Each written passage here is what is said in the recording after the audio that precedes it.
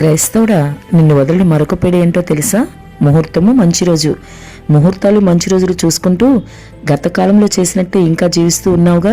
అంటే ముహూర్తానికి మంచి రోజుకి నువ్వు ఇచ్చిన ప్రాధాన్యత యేసుకి ఇవ్వనట్లే కదా. కేవలం పేరు మాత్రం మార్చుకుంటున్నావు, క్రైస్తవునని చెప్పుకుంటున్నావు. కానీ నీలో నరనరాల్లో జీవించుకుపోయినా ఆచారపరమైన భక్తిని మాత్రం నువ్వు విడిచిపెట్టట్లేదు.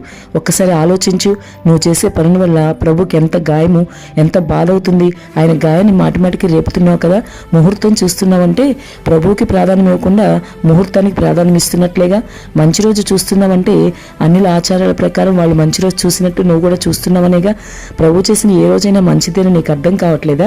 అంతేకాదు, నువ్వు ప్రార్థన చేసి ప్రారంభిస్తే ప్రతిదీ మంచి రోజేగా. ఆ విషయం నీకు అర్థం అవ్వాలి కదా. ఇప్పటికైనా ముహూర్తాలు మంచి రోజులు విడిచిపెట్టి ప్రభు మీద ఆధారపడు. ఆయన వైపు చూసి ముందుకు సాగు. లేదంటే ప్రభు యొక్క రాకళ్ళు నువ్వు ఎత్తబడే గుంపులో ఉండవు.